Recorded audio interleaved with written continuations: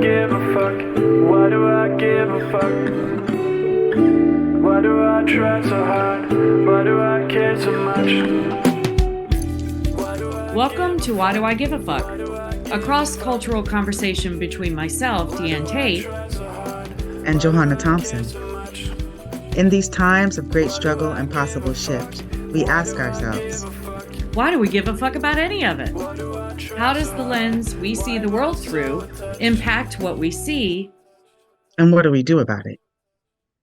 All right, we are in 2025, and today we're talking about transitions because it's a time when in the United States there is political transitions, but then there's also like this kind of social transition that happens in the beginning of the new year.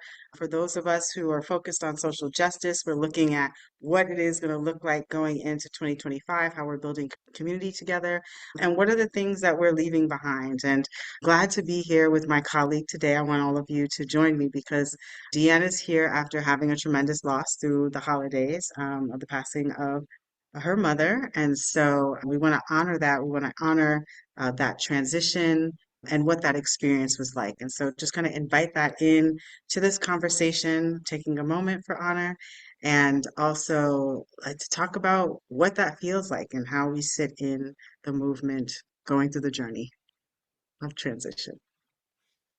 Thank you. Yeah, let's see, my mother, she's been ill for a while, and so we all knew it was coming eventually. She had kidney issues and was undergoing dialysis 3 times a week. And, she was 84, and that took a lot out of her body. And so over the past couple of years, especially, we've been watching for her body transition and move into the space where it just couldn't sustain the life that she was leading. And she was a very strong woman and decided to stop dialysis, knowing what that was going to, how that was going to complete. And so we were all there. She lived in the town that I grew up in North Carolina. And so we were all there over the course of the holidays and just being with her and watching her body change. And then about 6 days before her passing, she was non-communicative anymore. And so we had different moments. The family was in the room with her. Some of us would cry, some of us would tell stories. We even played dice at one point. We have this game that some of my Canadian relatives taught us called Schnutz. And mom was a really good dice player. She would kick all of our butts all the time. And All she was right. I very love it. tiny. She was a very tiny human, and you just wouldn't think that she would be a dice queen, but she was. And so we decided to play Schnutz at her bedside one day, and one of her caregivers, one of her dearest angels, was there, and she said she wanted to learn, so we taught her the game. And then of course mom gave her all her juju because she kicked all of our butts in her first game of Schnutz and rolled three straights throughout the course of the game, which was, doesn't happen very often. So we definitely felt mom's energy there. And so it was a real process. Can you explain what Schnutz is? Like, what's the game of Schnutz? How does it go? So it's just six dice, and you roll them, and you add up points. And so everybody takes turns. It goes around the circle, and Mm, you play to 20,000 points. And mm, so the ones and fives are the things that count. So a one counts as 100, five counts as 50. But then if you get three of a kind of a six, for example, that would be 600 points. If you had a fourth six that came in that same roll, that would double the 600 to 1200. And then when everybody around the circle gets above 5,000 points, then you can play off of each other. So if okay. I rolled, 1,500 points and I stopped at that point, but I had two dice left, I could pass that to the next person and they could take a chance on rolling those two dice. And if they get at least a one or a five, then they get to add that to what I gave them, and the points can really, really add up. And then if you get a straight, if you get 1 through 6 on a straight, that's 3,000 points. So, so this caregiver, her name is Karina, she rolled three different straights throughout the game, Good which for doesn't for you. usually, maybe see one or two, but certainly not three, and certainly not in the same player. So mom's juju was definitely aimed at Karina. She was giving her all of her dice. So yeah, we weren't with her. She took her last breath at 4:30 in the morning. We had pulled a couple of overnights, and all of us are old, and so we were not recuperating from that very easily. So but she had a caregiver with her, so she wasn't alone. She just didn't have family right there with her, but we had been there with her, for the 6 days leading up to that. And yeah, it's amazing. The human body is really astounding. We did not Hmm. expect that to play out the way it did, but yeah, it is definitely a transition of just your, Yeah. the human that gave birth to you, that you took your first breath with, is no longer of this realm. And mom and I didn't have the kind of relationship where we talked a lot. We probably talked Hmm. the last 2 years more than we have in quite some time. And because I was the one that was, the past couple of years, have been monitoring all of her doctors and appointments, and she had 24-hour care, and so there were a lot of moving pieces, and she couldn't manage all of it. So I talked to her a lot about that stuff. But I heard some funny stories, caregivers sharing with her that when they were asking her to do things that she didn't want to do, she would get, in her fussiness, and or the caregivers called her sassy moments. I see Did, so. did he tell you that? I'm gonna call her. Yeah. So my name was definitely Oh, being taken in vain quite a few oh, times. yeah, And which I thought was kind of cute. So, but that's right. yeah. So It is a what? You were saying it is I a, just said it feels like the ultimate transition. I mean, I've yeah. I've experienced death from loved ones previously, but this is really, it's got a deeper level that I haven't really. I feel like I'll be unpacking that for a while. So. And along with what I was going to ask you in regards to that, what are some of the things that practices that you had in your family that you felt, besides like I'm hearing storytelling, that helps you to feel complete in this process? And what are some of the gaps that would make you feel more complete in this process Hmm. of transition? Well, we're not doing a memorial service until May. We decided to wait until the spring because that's her favorite time of year. And we're going to be having the service at her home. And, she was a big gardener, loved flowers and birds and all kinds of things. And her backyard was one of her favorite places. So that's where we're going to have it. And it's interesting. People have been asking me, when's the service? When's the service? And I would say not until May. And they pause. It's surprising to people that we're waiting that long, but I'm actually glad we are. I mean, we have a lot to do. We still have to process her home, and we won't do that until after the service fully, because we wanted to still feel like her, not this empty shell. And then she wants her ashes scattered, so we're going to be doing that directly afterwards.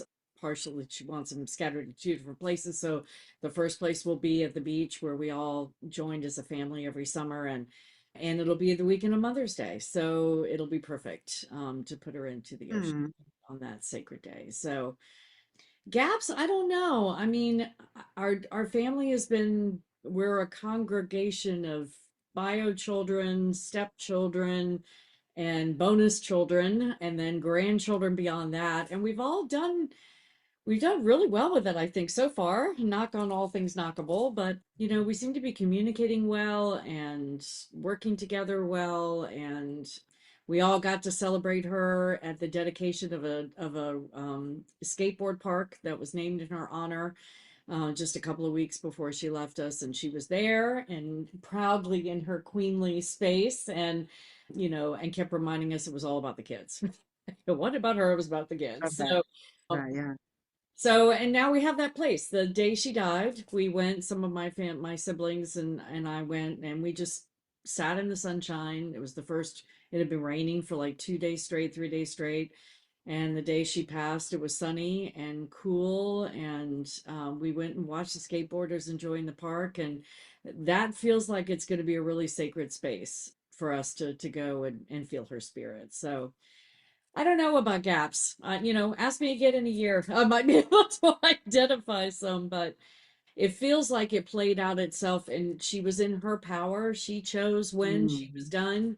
She didn't want to go anymore and we didn't fight her on it. We weren't going to. We always wanted to support her on whatever she wanted to do and just rallied around her. So, she felt we were blessed that she was able to be in her agency and make those determinations when she was ready to go that route. So I feel like we were very blessed in that. Besides the loss, it couldn't have happened in a more, I think, peaceful and loving way. So mhm.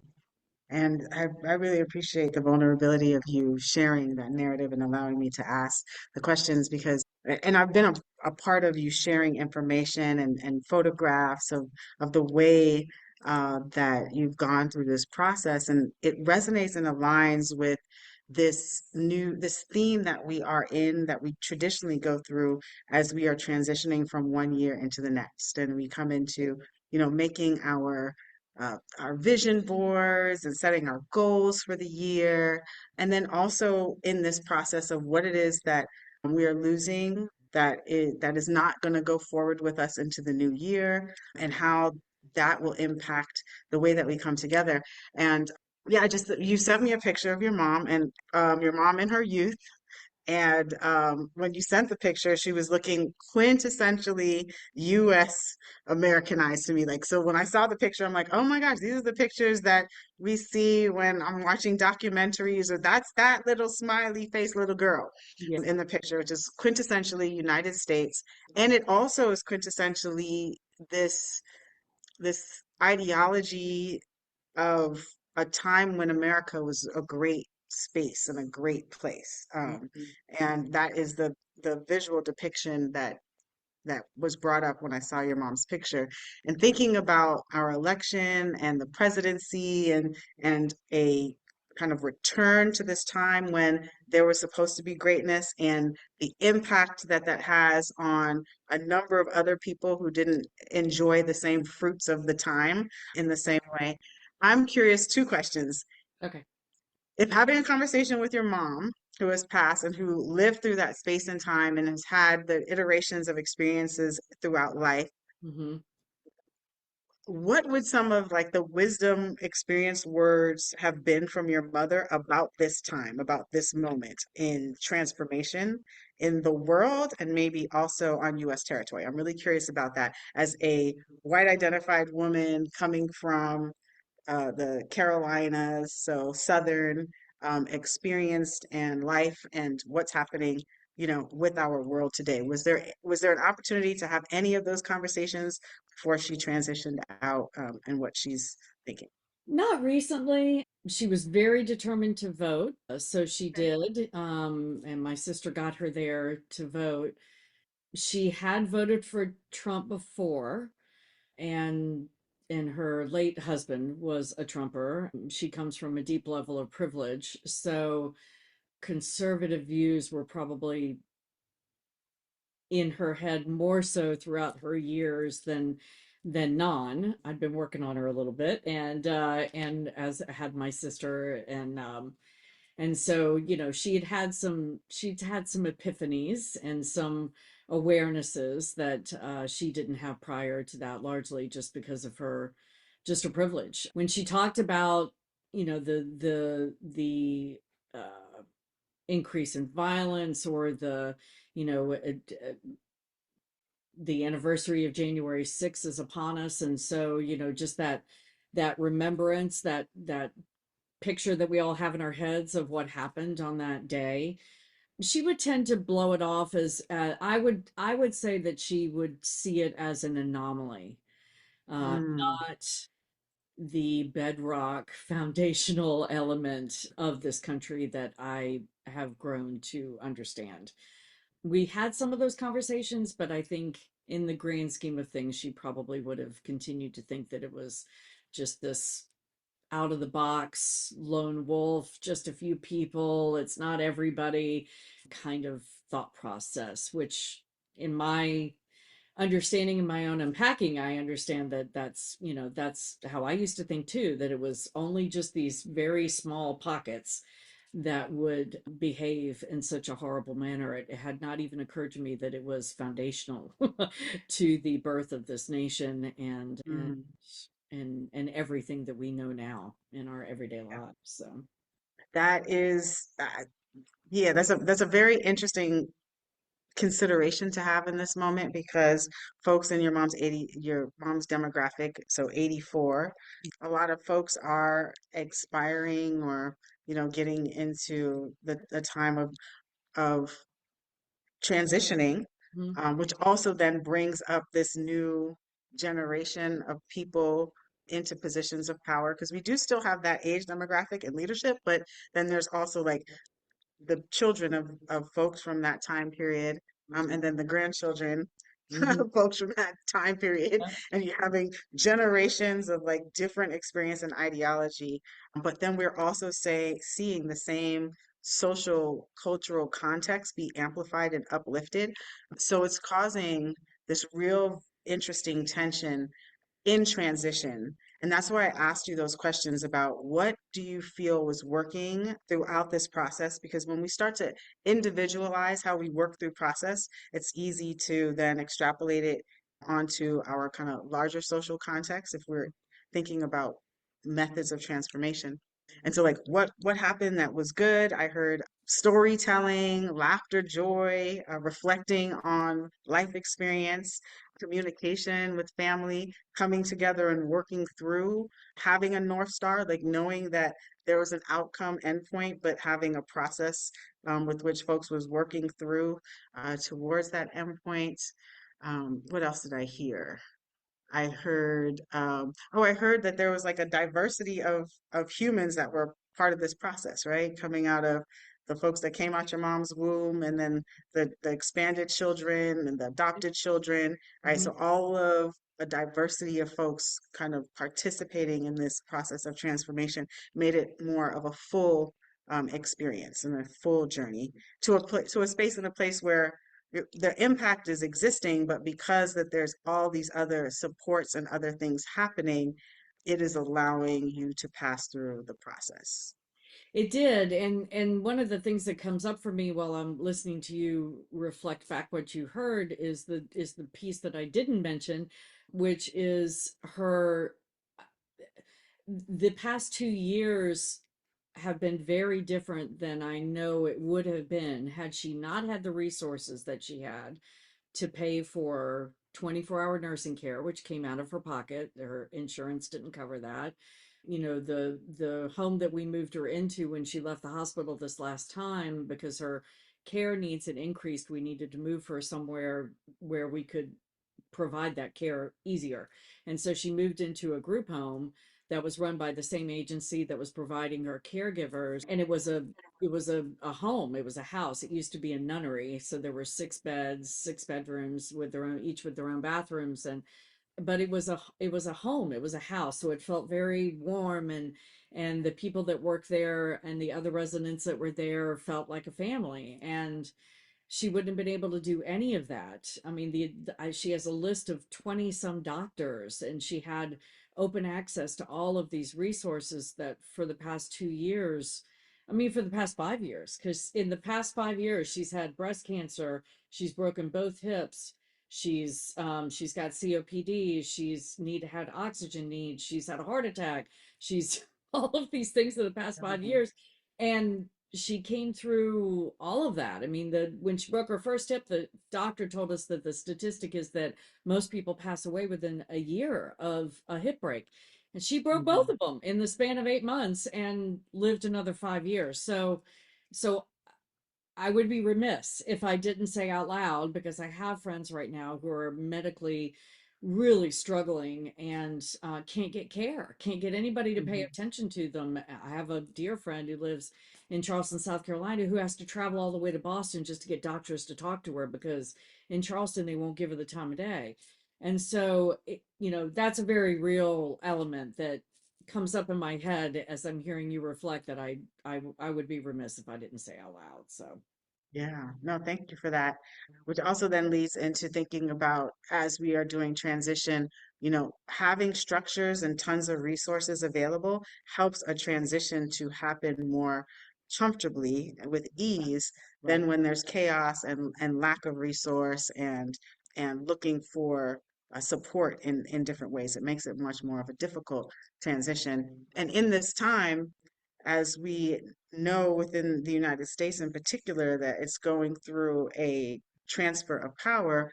And again, I'm not on US territory, so I'm always getting my updates about what's going on from people who are there. And I know that, Dan, you were communicating to me that there has been some violence that has occurred both in New Orleans, Louisiana, and also Las Vegas, in just Las recently, Vegas within the past just week. recently.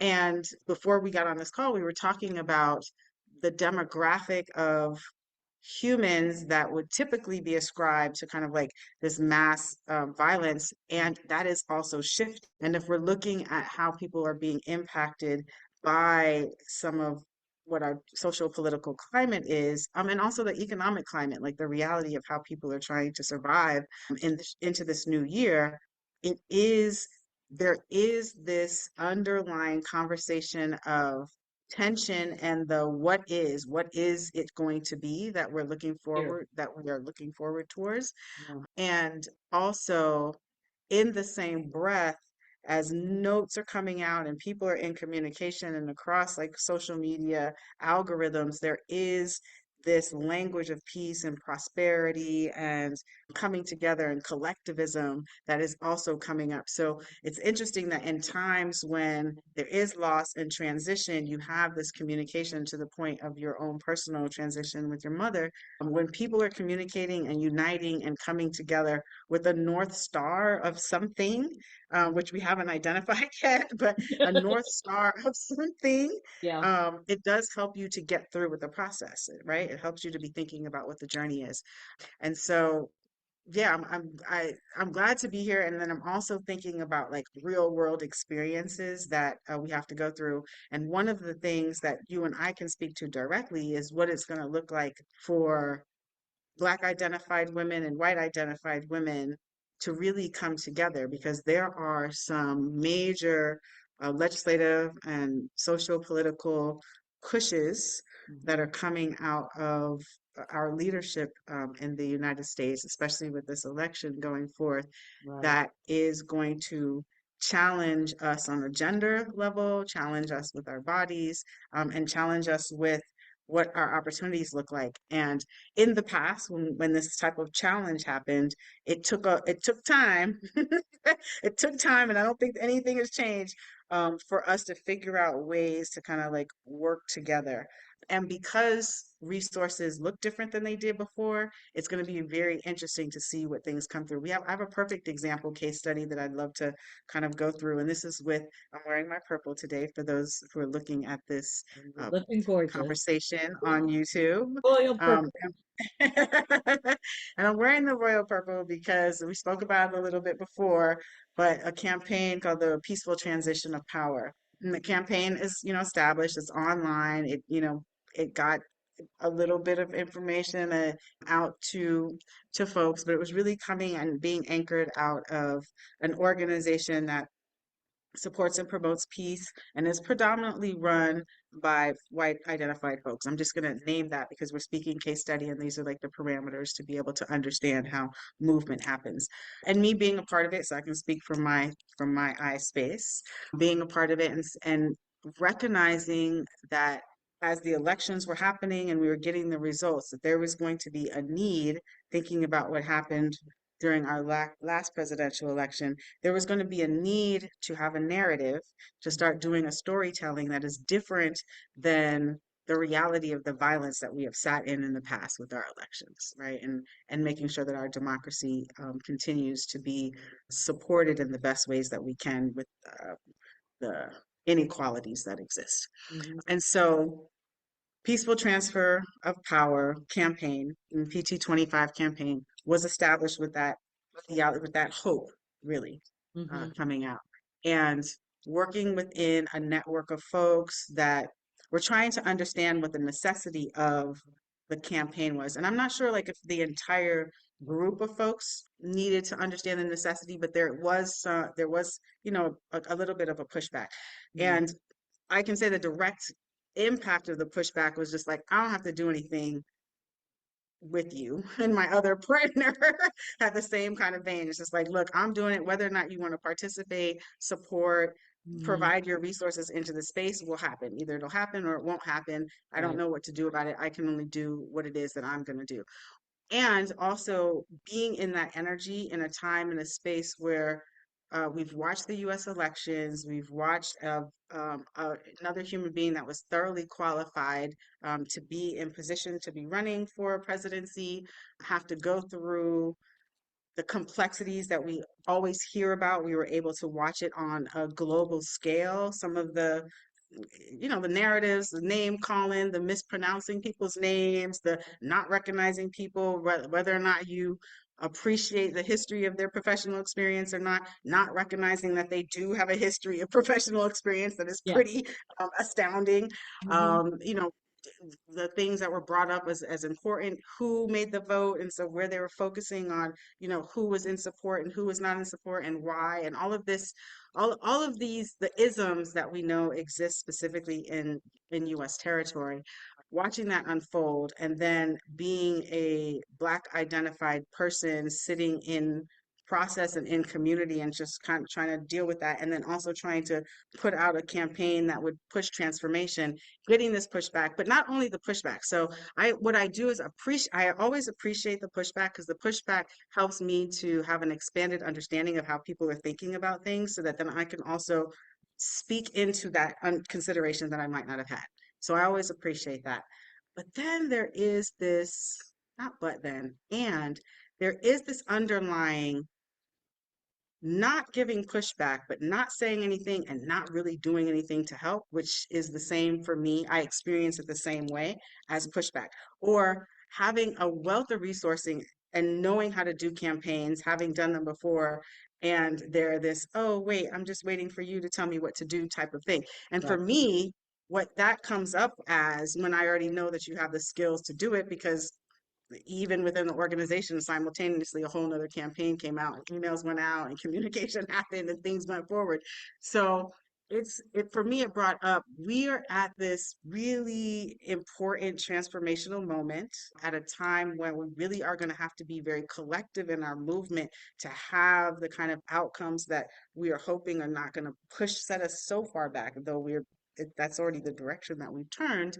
And how do we begin to build relationships with trust, recognizing that Black identified women in particular are exhausted and feel like they do put out a lot of effort that is met in the same way that I personally have experienced, like trying to make something happen that didn't seem like it was rocket science for people to participate with, Right. or that it was being miscommunicated what the thought process was, that it was about, but Mhm. also not getting the same level of energy and effort and resource. And that practice is a practice that is going to keep us really unsuccessful and not moving forward with the type of liberation that we need to be thinking about, especially in this time. And so, yeah, I just want to have a conversation about the history of white and Black women working together, and then what that looks like as far as us coming together in 2025. It's going to be interesting to see. I'm hoping and curious about whether or not people can move into this new era or furthering of an era. I guess it's not new, with an awareness and an openness to the idea that if we're not vigilant about our intentionality in working together and the awareness that we might be coming to it through different lenses, and that's not the end of the world. It just needs to be acknowledged and needs to Mhm. be always honored and reminded, and especially for anyone that looks like me, that that's the only way we're going to make it through this at all. And but there has to be intentionality behind it, and I think that's what that what the campaign, the PT25 campaign, was about. It wasn't necessarily, we know better than to know that we can necessarily affect change at the congressional level for a peaceful transfer of power, but it's about how do we engage ourselves? How do we say, yes, sign me up to participate in an intentional and thought-provoking manner, bringing my knowledge of my own personal lenses and lack of lens sometimes into every conversation. That intentionality is just so, it's key. We can't necessarily know what the next years are going to bring us, but if we can establish that sense of intentionality to work together, then together as a collective unit, we can get through it and get to the other side, and the transition doesn't have to, with the least amount of harm is my hope. That part, That would the be least amount of harm is least really amount of harm. critical. Do no harm, I know, is what doctors pledge when they, I'm not, I'm not, I don't think I'm capable of necessarily doing no harm, but I want to do the least amount of harm. That's my pledge. My pledge to you.